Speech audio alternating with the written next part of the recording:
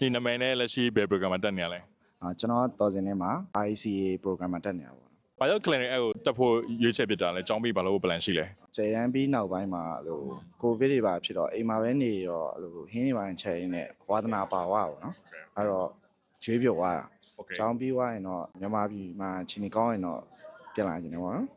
ကိုယ်ဆောက်ဆံပြန်လာ ဟုတ်အဲ့လိုလုပ်ချင်တယ်ဒါပေမဲ့မကောင်းခဲ့လို့ရှိရင်လည်းရဟိုဒီမှာပဲ intern တဘောမျိုးနေပြီးတော့ working experience ရရဲ့နောက်နိုင်ငံဘက်ကိုရွှေ့ဖို့တော့ရှိတယ် ဘာကြောင့်တမိုးရင်းကျောင်းတစ်ခုအနေနဲ့ရွေးဖို့ဆုံးဖြတ်ခဲ့တာတခြား major ရွေးလို့ရပြီးတော့ဈေးလဲတော်တဲ့ subject တွေမဟုတ်ဘူးလေဘာကြောင့် clinic ကိုမှရွေးချယ်လိုက်တာလဲ ဟိုကျွန်တော်ကလည်းစားတော့ဆိုလို့ရှိရင်စားတော့ကြိုက်တယ်ဗျာအဲ့တော့အဲ့လိုချက်တဲ့အချိန်ကျတော့လေ YouTube ပါအကြည့်ပြင်းနဲ့တခါကြလို့ရှိရင် chef တွေပါညာဟိုလုံးသူတို့လုံးနေကြည့်ပြီးတော့အဲ့လိုဝါသနာပါဝါပေါ့အဓိက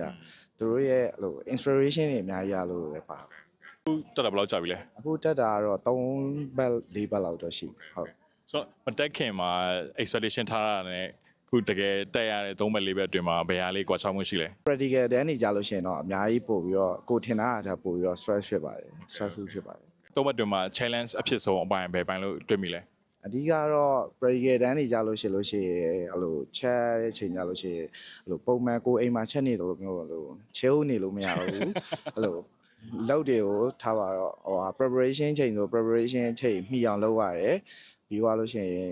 ်ချက်တဲ့ချိန်ဆိုလို့ရှိရင်လည်းကိုကင်တာကိုမှီအောင်ချက်ရတယ်ပြီးသွားရင်အကုန်လုံးအစဆုံးကိုဖွာခဲ့သမျှအကုန်လုံးပြန်ရှင်းပေးတာအဲ့ဒါတွေကိုအချိန်တစ်ခုအတွင်းမှာပြီးအောင်လုပ်ရတဲ့အတွက်ပို့ပြီးတော့ stress တွေရောရှိရယ် Okay okay ဆိုတော့ခု3ဘက်မှာ subject ဘယ်နှခုလောက်သင်နေရပြီလဲ အဓိက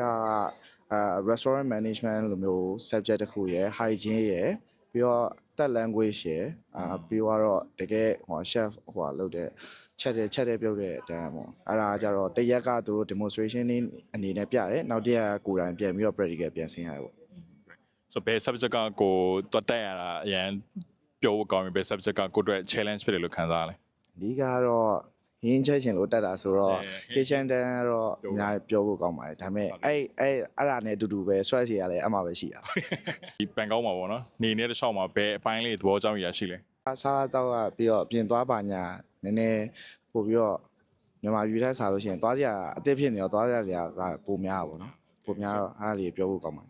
ဆို kitchen လေးရောက်တဲ့ချိန်မှာအချက်ပြောတဲ့ချိန်မှာမြန်မာ food တွေ upgrade လုပ်မယ် fusion လုပ်မယ်အဲ့လိုမျိုးအတွေးတွေပဲပေါ်မိရရှိလား အဲ့လိုတော့အခုတော့မပေါ်သေးဘူး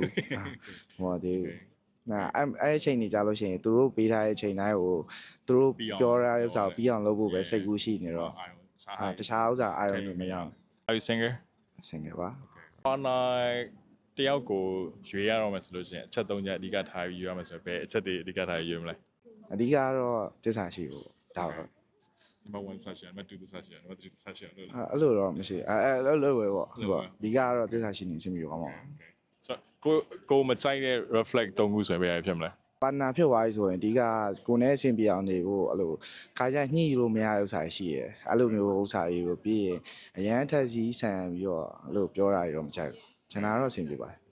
အရင်တော့ရည်သားထားဘူးလား ထားဘူးပါတယ် ဘာလို့ပြတ်သွားလဲ ဟုတ်ပြောပါတယောက်တော့ခြိသွားလို့ပါနောက်တယောက်ကတော့အဆင်မပြေလို့ပြောပါ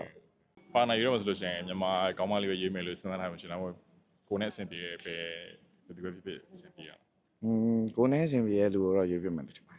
ကလပ်ဘယ်လောက်ကုန်လဲ အိမ်လာကတော့1000ဝန်းကျင်လောက်ပဲ roommate နဲ့နေတော့9000လောက်ပဲအလားလောက်စားတာတောက်တာတော့ကိုစားရင်စားလို့ကုန်တယ်အိမ်မှာချက်စားရင်တော့ဘလို့7တို့ဘာတို့ကဝယ်စားရင်တစ်နေ့2နှစ်လောက်စားရင်100 150အလောက်လောက်နဲ့စားလို့ရတယ်ဆိုတော့ပြင်ထွက်စားရင်တော့တစ်နှစ်ကို300လောက်တော့ကုန်တယ်အဲ့တော့အဲ့လို expense တော့တေချာတော့မရှိဘူးကိုကသွားရင်သွားလောက်ကုန်တယ်ဆိုတော့ အိမ်လာနဲ့စား plan ဆိုဘယ်ပိုင်းကုန်ပြတာရှိလဲအများဆုံး ညဘက်ပြင်သွားတာပါ ဘယ်ပြန်တော့ okay ပြီးတော့ festival လေးသွားတာရှိပါတယ်အဲ့ဒါ ဘန်ကောက်ကနေတဲ့အပိုင်းမှာဘယ်အပိုင်းသဘောကျဆုံးလို့ခံစားမိလဲ ဒီကတော့ festival သွားတာကိုကြိုက်ပါတယ်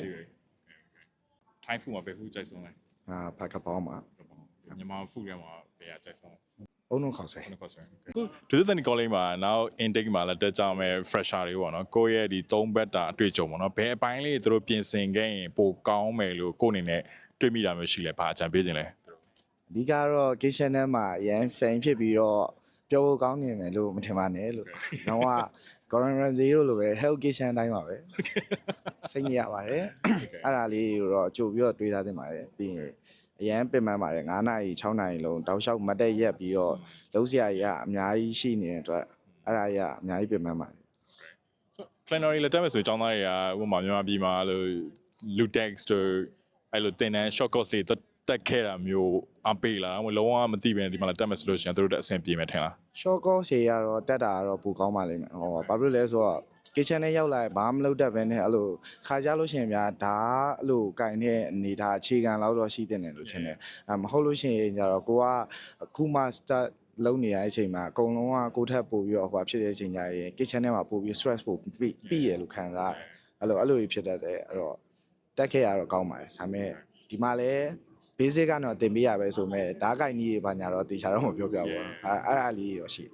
ကျောင်းသားနဲ့တာဝန်ရလောရတဲ့အပိုင်းကိုဖယ်လိုက်မှဆိုရှင်ပဲအပိုင်းဝင်လာပါလဲခဏပြောဒီ festival လားခြားပါရှိသေးလဲ ပြင်သွားတာအဓိကကြိုက်တယ်အဲ့တော့ပြင်မှာပဲနေကျင်တယ်အိမ်မှာတော့တိတ်မနေဖြစ်ဘူးဟိုပြီးတငယ်ချင်းတွေနဲ့စုပြီးနေပြီးတော့အဲ့လိုလောက်ရကြိုက်တယ်